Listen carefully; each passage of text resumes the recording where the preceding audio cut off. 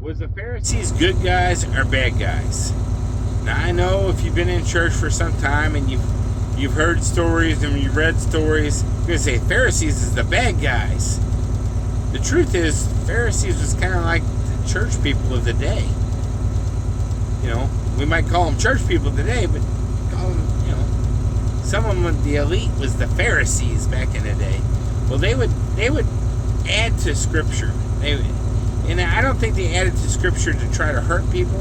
I think it tried to help them be more holy and help them walk for God better. Why would they add to it? The same thing they do today. They say, well, we're not Pharisees. We're doing this. We do the same thing. We try to add to Scripture because we want to protect people or we want to make them, help them be holy or whatever. We'd still do it. And Jesus said, beware of the leaven of the Pharisees. And leaven is something you would add to flour for bread and stuff to make it rise. And so if I took a cup of pure bleached flour, and then I took a little teaspoon of baking powder, which is also white, and I just mixed it all together, shook it all up, and I ask you, okay, I want you to take that baking soda back out or the baking powder back out. You wouldn't be able to do it. You just wouldn't be able to do it. I mean, you can try to prove me wrong. Matter of fact, you ought to videotape that. It'd probably take years, but you can't. You wouldn't be able to do it. That's what I'm saying. And the reason you gotta be aware of that is because sometimes we'll incorporate teachings that we hear from a pulpit or we hear from a TV evangelist or even things that we might read it in Scripture and determine, well, this is what that means, and we take our opinion of what that means and make it, this is what sin is and this is what sin is not. And that would be the leaven. And once that's in you, you can't hardly get it back out.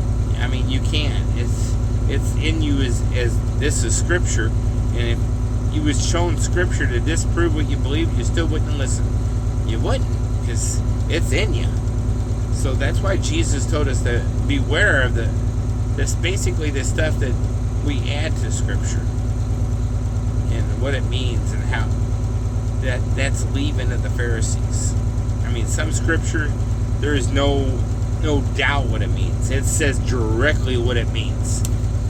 And people even add a leaven to that to where they don't have to really listen to it that way because they don't like it saying that way. Truth does hurt. It does. If you walk up to someone and tell them the dead truth of how they're going to hell, you're probably not going to win them to Jesus. You got to show them love. And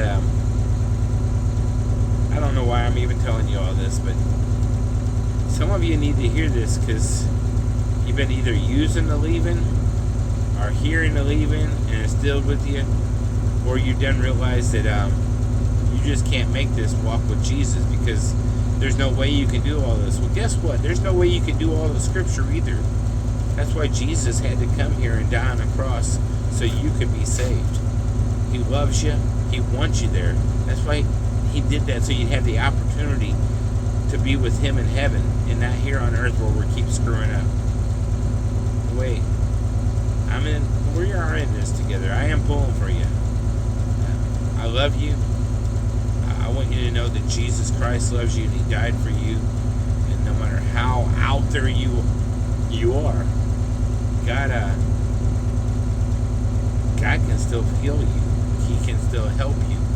You say, well, I don't want to change. That's not my problem. My problem is He's offering you a life. And I know everybody says salvation is free, and it is. But let me tell you this. Salvation will cost you everything, even though it's free to get. I mean, you're basically selling yourself to God. And then He owns you. But He only wants good for you. He loves you. He's got a place for you.